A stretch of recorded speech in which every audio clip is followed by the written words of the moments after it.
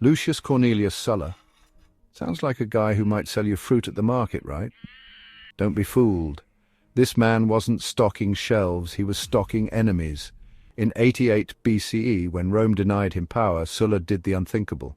He marched his army into the city, seized control and unleashed terror.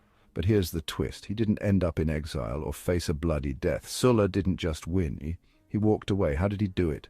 And why did Rome, a city that destroyed so many powerful men, let him walk away unscathed? Let's give it a go. Born in 138 BCE, Sulla came from the Cornelii, an ancient patrician family that had fallen into disgrace.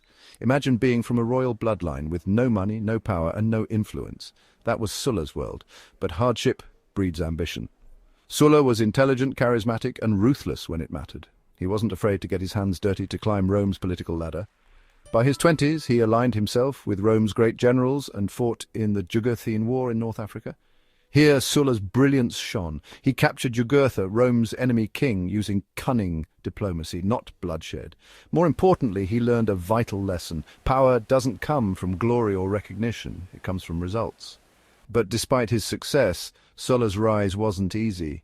He was constantly overshadowed by his rival, the powerful general Gaius Marius.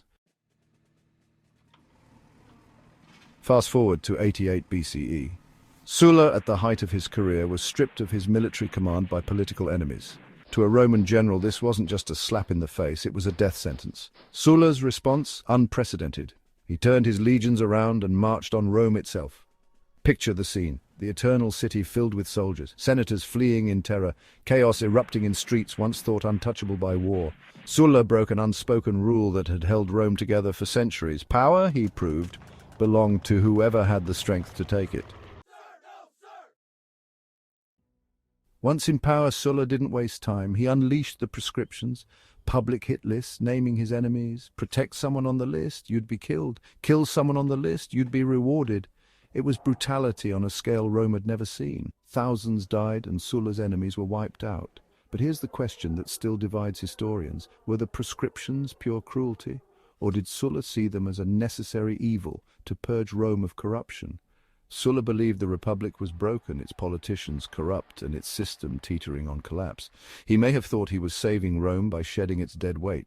But savior or tyrant? That's for you to decide. Here's where Sulla does the unimaginable. In 81 BCE, after consolidating his power, rewriting Rome's laws, and serving as dictator, he did something no one expected. He stepped down. Think about it. Julius Caesar stabbed, Caligula murdered, Nero forced to kill himself. Rome's history is a graveyard of powerful men who clung to power too long. But Sulla, he walked away. No exile, no assassination, no coup. Just a man retiring to his estate, living out his days in comfort. Why? Because he'd already won. Sulla didn't see power as permanent. He saw it as a game. He played it better than anyone and quit while he was ahead. What made Sulla unique? Fear. Sulla was ruthless but also respected. His enemies feared him too much to plot against him, and his allies knew better than to betray him. Unlike so many others, Sulla understood the dangers of power in Rome. He bent the Republic to his will and then walked away and proved one final lesson. Power isn't permanent, it's borrowed.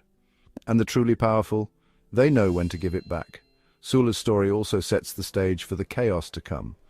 Just decades later, Julius Caesar, Pompey, and Crassus, men who rose in the world Sulla reshaped, would bring the Republic to its knees. Sulla's legacy wasn't just his victories, it was the dangerous precedent he set. Sulla remains one of history's most controversial figures. He bent Rome to his will and left it stronger in some ways, but also more fractured.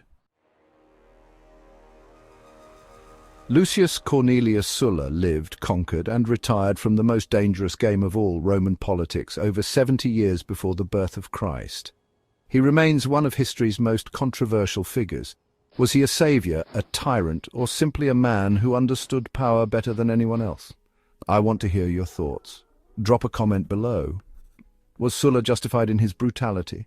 And who else should we cover next in The Price of Power? Don't forget to like, share, and subscribe for more stories about the men and women who sought power and paid the ultimate price.